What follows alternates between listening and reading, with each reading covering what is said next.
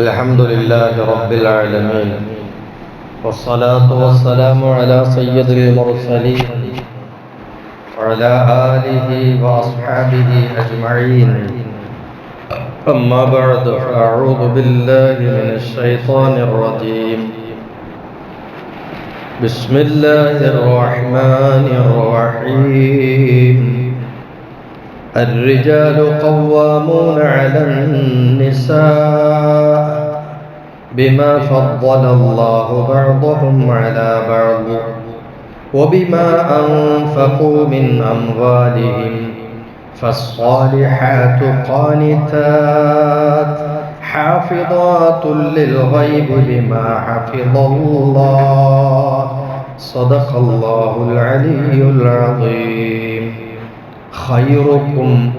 خيركم لأهله وأنا خيركم لأهلي. صدق رسول الله. ബഹുമാനമുള്ള മുഅ്മിനീങ്ങളെ, അല്ലാഹു നമുക്കെല്ലാവർക്കും ഖൈറുകൾ വർദ്ധിപ്പിച്ച് നൽകട്ടെ. നമ്മുടെ ജീവിതത്തിലൊക്കെ അല്ലാഹു ബറക്കത്തുകൾ ധാരാളമാക്കട്ടെ. ഇന്ന് ഒരു പുതുവർഷ പുലരിയാണ്.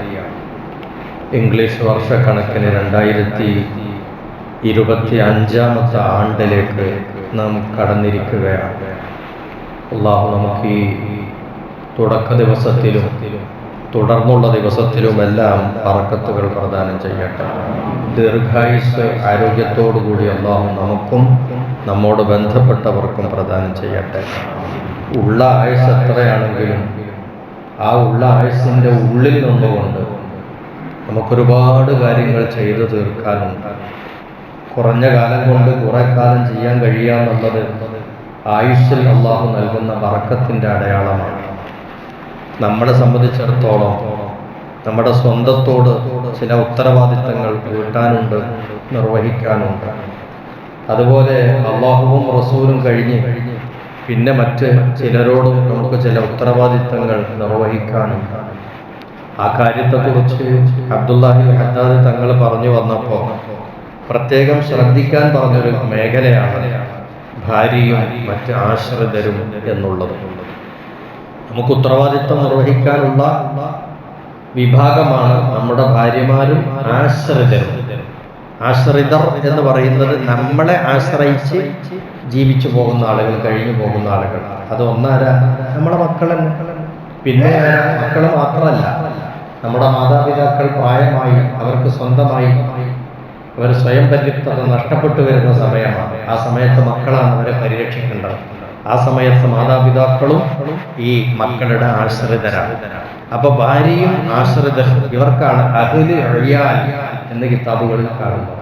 ഈ അഹ്ലു ഇയാലിന്റെ കാര്യത്തിൽ നമ്മൾ ഉത്തരവാദിത്വം നിർവഹിക്കണം. മഹാനവറുകൾ പറയുന്നു, ഫയജിബു അലൈഹി, ഒരു വ്യക്തിയിൽ നിർബന്ധമാണ് അൽ ഖിയാമു ബി നഫഖതിഹിം, ഈ ഭാര്യക്കും ആശ്രിതർക്കും ആവശ്യമായ ചെലവുകൾ വഹിച്ചുകൊണ്ടും വകിസ്വതിഹിം, അവർക്ക് ഉടുക്കാനുള്ള വസ്ത്രങ്ങൾ കൊടുത്തുകൊണ്ടും വരിആയത്തി ഹുഖൂഖിഹിം, അവരുടെ മറ്റ് ഹക്കുകൾ എന്തൊക്കെയുണ്ട് അതെല്ലാം പരിരക്ഷിച്ചും സൂക്ഷിച്ചും പോരണം. വഇർഷാദിഹിം ഇലാ വളാഇഫി ദീനിഹിം, അവരുടെ മതകീയമായിട്ടുള്ള ചിട്ടകൾക്കും അവരുടെ ചര്യകൾക്കുമെല്ലാം ഉതകുന്ന വിധത്തിൽ അവരെ നയിക്കുകയും വേണം. വമാ ഫീഹി സലാമത്തുഹും വനജാത്തുഹും ഫിദ്ദാരിൽ ആഖിറ, നാളെ പരലോകത്തെത്തിയാൽ അവർക്ക് രക്ഷപ്പെടാനും അവർക്ക് സലാമത്ത് കിട്ടാനും ആവശ്യമായ വഴികൾക്കൊക്കെ നമ്മൾ എന്ത് ചെയ്യണം? അവരെ നമ്മൾ അവിടെ കൊണ്ടുപോയി നയിച്ച് അവരെ എത്തിക്കണം. ഇത് ഒരു വ്യക്തിയിൽ നിർബന്ധമാണ്. ഇവിടെ ഒരു ആയത്തി ഹുഖൂഖിഹിം, അവരുടെ ഹക്കുകൾ സൂക്ഷിക്കണം. അത് മൊത്തത്തിൽ പറഞ്ഞതാണ്. ഭാര്യമാർക്ക് ഉടുക്കാനും ഉണ്ണാനും മാത്രം കൊടുത്താൽ മതിയാവില്ല. ശാരീരികമായിട്ട് ബന്ധം പുലർത്തി കൊടുക്കുക എന്നതുകൂടി ഹക്കാണ്. ചില ഭർത്താക്കന്മാർ അതിൽ പോലും വീഴ്ച വരുത്തുന്നത് കാരണം കുടുംബ കലഹങ്ങളെ ഭയന്നുകൊണ്ട് ഭാര്യമാർ കൂടുതൽ പ്രശ്നമാക്കണില്ല എന്നുള്ളത്. വാസ്തവത്തിൽ അതടക്കം എല്ലാം ഭാര്യയ്ക്ക് ഭർത്താവ് നിർവഹിച്ചു കൊടുക്കേണ്ട ഉത്തരവാദിത്തങ്ങൾ വളരെ വലുതാണ്. അവർക്ക് വേണ്ടതെല്ലാം ചെയ്തു കൊടുത്ത് പരിപാലിച്ച് അവരെ നയിക്കുന്ന അന്തസ്സുള്ള നായകനാകണം ഒരു കുടുംബത്തിലെ പുരുഷൻ. എങ്ങനെ? അവർക്ക് വേണ്ടതൊക്കെ ചെയ്തു കൊടുക്കണം. എന്താ ചെലവ്? അതൊക്കെ ചെയ്തു കൊടുത്ത് അവരെ നല്ല നിലക്ക് പരിപാലിച്ച് വളർത്തിക്കൊണ്ടുവരുന്ന നല്ലൊരു നായകനാകണം, നയിക്കുന്ന ആൾ, മുന്നിൽ നടക്കുന്ന ആൾ. അവർക്ക് വേണ്ടതെല്ലാം ചെയ്തു കൊടുത്ത് അവരെ കൊണ്ടുനടക്കുന്ന ആൾ. ചെറിയ ഉത്തരവാദിത്തമല്ല, വലിയ ഉത്തരവാദിത്തമാണ്. ഇതിൽ പെണ്ണുങ്ങൾക്കല്ല അതിന്റെ ഉത്തരവാദിത്തം, ആണുങ്ങൾക്കാണ്. നോക്കൂ നിങ്ങൾ,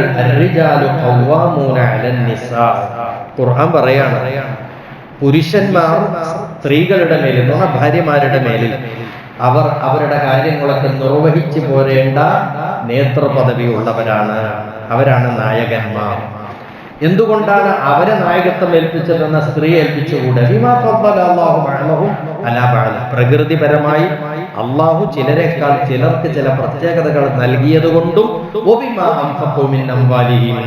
ഈ ആണുങ്ങളാണ് അവരുടെ സ്വത്തെടുത്തിട്ട് ഈ പെണ്ണുങ്ങൾക്ക്, ഭാര്യമാർക്ക് ചെലവിന് കൊടുക്കേണ്ട ചുമതലയുള്ളത് എന്നതെല്ലാം കൂടുമ്പോൾ നായകത്വം ആർക്ക് തന്നെയാണ്? പുരുഷനാണ് കൊടുക്കേണ്ടത്. ഒന്ന്, അല്ലാഹു തആല വെച്ചിട്ടുള്ള പ്രകൃതിപരമായ വ്യത്യാസങ്ങളും, അതോടൊപ്പം ഭർത്താവ് തൊഴിലെടുത്ത് പൈസ ഉണ്ടാക്കിയിട്ട് ആ പൈസ കൊണ്ട് അവർ ചെലവ് നടത്തണം എന്നൊരു ഉത്തരവാദിത്വം ഉള്ളതുകൊണ്ടാണ്. അതേസമയത്ത് തിരിച്ചിങ്ങോട്ട് ഒരിക്കലും എന്താകുന്നില്ല പറയുന്നത്. ഭാര്യ പണിയെടുത്തിട്ട് ഭർത്താവിനെ നോക്കണം, ഭർത്താവിന് ചെലവ് കൊടുക്കണം പറയുന്നില്ല. ഇനി ഭാര്യ അത്യാവശ്യം സാമ്പത്തിക ശേഷി ഉള്ള ആളാണ്, ഭർത്താവ് ശേഷി കുറഞ്ഞ ആളാണ്, എന്നാ ഭർത്താവ് ഭാര്യയ്ക്ക് ചെലവ് കൊടുക്കണ്ടെന്നാണോ? അല്ല, ഭർത്താവ് അപ്പോഴും ചെലവ് കൊടുക്കണം. അവൻ ബാധ്യസ്ഥനാണ്, കടക്കാരനാണ്. ഒരു ദിവസത്തെ ചെലവ് കൊടുക്കൽ തെറ്റിച്ചാൽ അത് കടമായിട്ട് എന്ത് ചെയ്യും? അവശേഷിക്കും. അത്രമേൽ. പക്ഷേ സ്ത്രീകൾ അവര് നല്ല കർമ്മം ചെയ്ത് ജീവിക്കുന്ന ആളുകളായി മാറണം, സത്കർമ്മങ്ങൾ ചെയ്യണം. ഈ സ്വാലിഹാത്തായ പെണ്ണുങ്ങൾ അവരെ വഴിപ്പെട്ടുകൊണ്ട് അല്ലാഹുവിനും അതേപോലെ ഒരു കുടുംബത്തിലെ നായകൻ എന്നുള്ള നിലക്ക് നയിക്കുന്ന വ്യക്തിയെ അനുസരിച്ചുകൊണ്ടും അവർ ജീവിക്കും. ഭർത്താവിന്റെ അഭാവത്തിൽ അവർ കൂടുതൽ സൂക്ഷ്മത കൊടുക്കേണ്ടത് അവരുടെ ശരീരത്തിനാണ്, അത് അവർ നൽകും.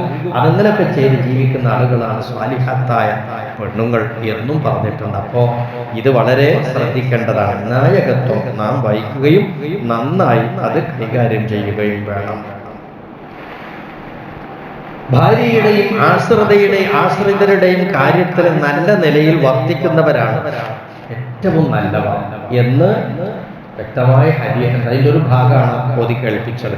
ഖൈറുക്കും നബി പറയാം, നിങ്ങളുടെ കൂട്ടത്തിൽ ഖൈറായ ആളുകൾ ഖൈറുക്കും ലി അഹ്ലിഹി, അവന്റെ വീടരോട് വർക്കാരോട് നല്ല നിലയിൽ വർത്തിക്കുന്നവരാരോ അവരാണ് നിങ്ങളുടെ കൂട്ടത്തിൽ നല്ലവർ.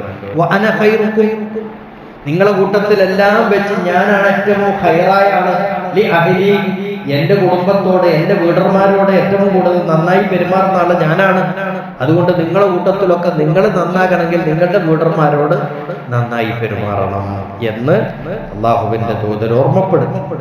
ഏത് പണിയും ജോലിയും ചെയ്ത് അവരെ കുടുംബത്തെ പോറ്റുന്നതിലേക്കുള്ളൊരു ഉത്സാഹം നമുക്കുണ്ടാവണം. പണി ഏതും എടുക്കാൻ തയ്യാറാവണം. പണിയെടുത്ത് കുടുംബത്തെ പോറ്റുന്നതാണ് വലിയൊരു പദവി. ഹദീസിൽ കാണാം, ഔസ് എന്നവരെ തൊട്ട് ഉദ്ധരിക്കുന്ന ഹദീസാണ്, അല്ലാഹു അവന്റെ ഒരു ദാസനെ ഇഷ്ടപ്പെടുകയാണ്. ഏതാണ് ആ ദാസൻ? ആ ദാസന്റെ ക്വാളിറ്റി എന്താ? അൽ മുഅ്മിൻ, അവൻ സത്യവിശ്വാസിയാണ്. സത്യവിശ്വാസിയായ ഒരു ദാസനെ അല്ലാഹ് ഇഷ്ടപ്പെടുക. അൽ ഫഖീർ, പക്ഷേ സാമ്പത്തിക ശേഷി കുറഞ്ഞ ആളാണ്, ദരിദ്രനാണ്, അങ്ങനത്തെ ഒരു ദാസനാണ്. പക്ഷെ അൽ മുതഅഫിഫ്, അവൻ ദാരിദ്ര്യത്തെ എല്ലാവരുടെയും വിളിച്ചു പറഞ്ഞു, ഇതാ ഞാനൊരു ദരിദ്രനാണ്, എന്നെ എന്തെങ്കിലും തന്ന് സഹായിക്കണേ എന്ന് പറഞ്ഞ് കൈകാട്ടി യാചിക്കാനൊന്നും അയാൾ വരുന്നില്ല.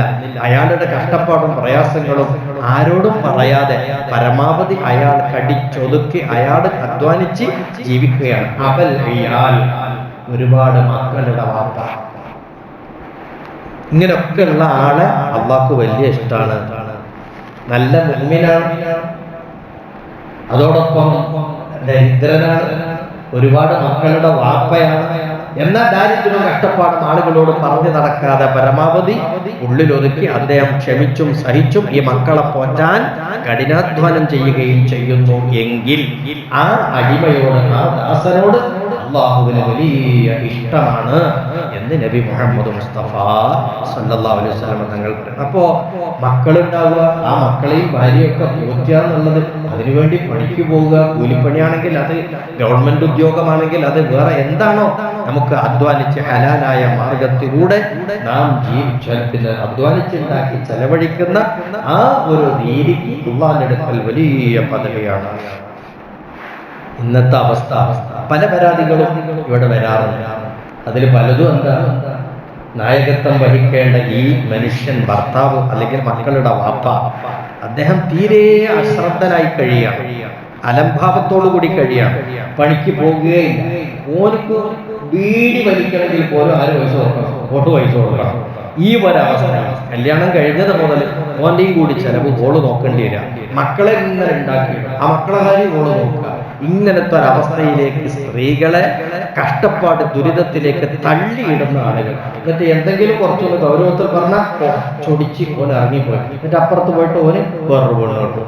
ഇങ്ങനെ അവസ്ഥയിൽ വളരെ മോശം ഈ പ്രസ്ഥാനത്തിനും ദീനിനും ഒക്കെ നാണക്കേടുണ്ടാക്കുന്ന വിധത്തിൽ കഴിയുന്ന ആളുകൾ ചിലരൊക്കെയുണ്ട്. അവരൊക്കെ വളരെ ശ്രദ്ധിക്കേണ്ടതുണ്ടെന്ന് ഓർമ്മപ്പെടുത്തുന്ന, അങ്ങനെ ആകാൻ പാടില്ല.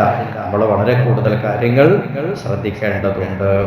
വേറെ ചില ആളുകളുടെ ഒരു സ്വഭാവം കൂടി മഹാനവറുകൾ ഉണർത്തുന്നുണ്ട്. അതെന്താ, ചില ആളുകൾ ഭാര്യനെ അങ്ങോട്ട് സ്നേഹിക്കും, എന്നിട്ട് എല്ലാം ഭാര്യനെ തന്നെ ഏൽപ്പിക്കും. നായകത്വം ഭാര്യക്കല്ല, ഓന്റെ കാര്യം കൂടി ആര് നോക്കണം, ഓള് നോക്കണം എന്ന് പറഞ്ഞാൽ ഇവൻ പണിയെടുത്തോണ്ടൊരു പൈസയൊക്കെ അങ്ങോട്ട് ഇട്ട് കൊടുക്കും. ഇവൻ എവിടേക്ക് പോകണം, എപ്പോൾ പോകണം, എവിടേക്കൊക്കെ പോകണം, എവിടെ പോയിട്ട് എപ്പോൾ തിരിച്ചു വരണം, ഇതൊക്കെ തീരുമാനിക്കുന്നത് ആരാണ്, ഓളാണ്. ആ രൂപത്തിൽ ഫുൾ കൺട്രോൾ ഓളെടുത്ത് കൊടുത്തിട്ട് ഇവൻ അവിടുത്തെ ഒരു അടിമ വേലക്കാരനെ പോലെ ആ കുടുംബത്തിലാകാൻ പാടില്ല. കുടുംബത്തിൽ നയിക്കേണ്ട നായകനാണ്. നായകൻ ഒരിക്കലും എന്താകാൻ പാടില്ല, നായി ആകാൻ പാടില്ല എന്നാണ് അതിന്റെ ചുരുക്കം. മഹാനവറുകൾ പറയുമോ, ഒരാൾക്ക് യോജിച്ചതല്ല പെണ്ണിന് ഇവന്റെ കാര്യത്തെയും കൂടി ഏൽപ്പിച്ചു കൊടുക്കുക, ഇവന്റെ തടിയും ഇവന്റെ സ്വത്തും ഒക്കെ ഓളെ ഏൽപ്പിച്ചു കൊടുക്കുക. എല്ലാം കണക്കൊക്കെ നോക്കുന്നത് ഓള്. ബസ്സിനെ ആണെങ്കിൽ ഇവിടുന്ന് പുത്തൂർക്ക് ബസ്സിന് കയറണമെങ്കിൽ ആ ബസ്സിന് പൈസ ഓളോടത്ത് ചോദിച്ച് വാങ്ങിയിട്ട് വാങ്ങി. അപ്പൊ ഓള് അങ്ങോട്ടും ഇങ്ങോട്ടുള്ള ബസ്സിന് പൈസ മാത്രം നോക്കി അളന്ന് കൊടുക്കും. അഥവാ കൂടുതൽ കൊടുത്തവൻ ആ കട കയറിയിട്ട് ജ്യൂസ് കഴിച്ചാലോ, അപ്പൊ അത്ര പോലും നിയന്ത്രിക്കുന്ന രൂപത്തിൽ ആകാൻ പാടില്ല. ചില വിഡ്ഢികൾ ചെയ്യുന്ന പരിപാടിയാണ് അതൊക്കെ, അത് നമ്മൾ ചെയ്യാൻ പാടില്ല എന്ന് മഹാനവറുകൾ ഉണർത്തിയിട്ട്. പിന്നെ ചില ആളുകൾക്കൊക്കെ ഒന്നിലധികം ഭാര്യമാരുണ്ടാകാം, 2 3. പക്ഷെ അങ്ങനെ ഭാര്യമാരുണ്ടെങ്കിൽ എല്ലാ ഭാര്യമാരുടെയും നീതി പുലർത്തണം. നീതി പുലർത്താത്തവൻ ബഹുഭാര്യത്വം സ്വീകരിക്കാൻ പാടില്ല എന്നാണ്. പക്ഷെ ഇന്ന് നമ്മുടെ നാട്ടിൽ പിന്നെ ബഹുഭാര്യത്വം എന്ന് പറയുന്നത് തന്നെ സാമൂഹികമായിട്ട് തന്നെ ഒരു വലിയ തെറ്റായിട്ട് കാണുകയാണ്. എന്തുകൊണ്ടാണ് അങ്ങനെ കാണേണ്ടി വരുന്നത്? കെട്ടിയ ഒരു ഭാര്യയോട് പോലും നീതി പുലർത്താതെയാണ് ഇവൻ രണ്ടാമത്തേത് കെട്ടാൻ പോകുന്നത്. അതാണ് പ്രശ്നം. ഒന്നിനോട് പോലും നീതി പുലർത്താൻ കഴിയാതെ, അങ്ങനെ ആകുമ്പോൾ ഇസ്ലാമിക നിയമപ്രകാരം തന്നെയാണ് ഒരു ഭാര്യയോടും നീതി പുലർത്താൻ കഴിയാത്തൊരു സാഹചര്യം വരികയാണെങ്കിൽ രണ്ടാമത്തത് കെട്ടാൻ എനിക്ക് പാടില്ല എന്നുള്ളത്. ഇവിടെ അങ്ങനെയല്ല 2ാം വിവാഹം 3ാം വിവാഹമൊക്കെ നടക്കുന്നത്. കുറേയൊക്കെ എന്തൊക്കെയോ താല്പര്യത്തിന്റെ പേരിൽ, ഒരാളോടുള്ള ചൊടിയുടെ പേരിൽ, ഇതൊന്നും ഇപ്പോൾ നമുക്ക് ബഹുഭാര്യത്വം അനുവദിച്ചു തരുന്ന നിയമങ്ങളിൽ പെട്ടതൊന്നുമല്ല. പക്ഷെ നമ്മൾ അതിർത്തികൾ ഭേദിച്ചുകൊണ്ട് നമ്മുടെ സ്വന്തം താല്പര്യത്തെ ആണ് മാനിക്കുന്നത്. അവിടെയല്ല, ഇസ്ലാമിന്റെ താല്പര്യമാണ് നമ്മൾ ആ വിഷയത്തിലൊക്കെ മുൻഗണന കൊടുക്കേണ്ടത്. ഈ ഒന്നിലധികം ഭാര്യമാരുണ്ടെങ്കിൽ അവിടെയൊക്കെ നമ്മൾ ശ്രദ്ധിക്കേണ്ടതുണ്ട്. എല്ലാവരുടെയും തുല്യ നീതി പാലിക്കാൻ കഴിയുമെങ്കിൽ മാത്രം, കഴിയണം എങ്കിൽ അത് പറ്റുള്ളൂ എന്നുള്ളതാണ്. പിന്നെ മാനസികമായിട്ടുള്ള അടുപ്പവും താല്പര്യമൊക്കെ ഒരാളോടുള്ളത് പോലെ ഒരാളുണ്ടായിക്കൊള്ളുക അതല്ല. പക്ഷെ അവരോടുള്ള പെരുമാറ്റത്തിലും അവർക്ക് കൊടുക്കേണ്ട കത്തിലും അവരെ പരിചരിക്കുന്നതിലും ഒരു വീഴ്ചയും ഒരു അനീതിയും വരരുത് എന്നതാണ് ഇസ്ലാമിന്റെ നിയമം. ഇതെല്ലാം സൂചിച്ചുകൊണ്ട് ഉത്തരവാദിത്തങ്ങൾ എല്ലാവരോടുള്ളതും വേണ്ടതുപോലെ നിർവഹിക്കുന്നതിൽ നമ്മൾ ശ്രദ്ധ ഉണ്ടാകണം എന്നാണ് ഈ പറഞ്ഞതിൻ്റെ ഒക്കെ താല്പര്യം. അള്ളാഹു നമുക്ക് എല്ലാവർക്കും ഖൈർ നൽകട്ടെ. നമ്മളിലേക്ക് അള്ളാഹു ഏൽപ്പിച്ചു തന്ന ഭാര്യമാരിലും മക്കളിലും അള്ളാഹു നമുക്ക് കൺകുളിർമയും സന്തോഷവും പ്രദാനം ചെയ്യട്ടെ. നമ്മളെ ഏൽപ്പിച്ചു തന്നിട്ടുള്ള അമാനത്തിൽ വേണ്ടതുപോലെ ഉത്തരവാദിത്വം നിർവഹിച്ച് അള്ളാഹിന്റെ പൊരുത്തം കരസ്ഥമാക്കാൻ അള്ളാഹു തൗഫീഖ് നൽകട്ടെ. നമ്മളെയും നമ്മുടെ കുടുംബത്തെയും അള്ളാഹു തആല നല്ല വഴിക്ക് നടത്തുകയും അവന്റെ സ്വർഗത്തിലേക്ക് അള്ളാഹു എത്തിക്കുകയും ചെയ്യട്ടെ. വആഖിറു ദഅ്വാനാ അൽഹംദുലില്ലാഹി റബ്ബിൽ ആലമീൻ.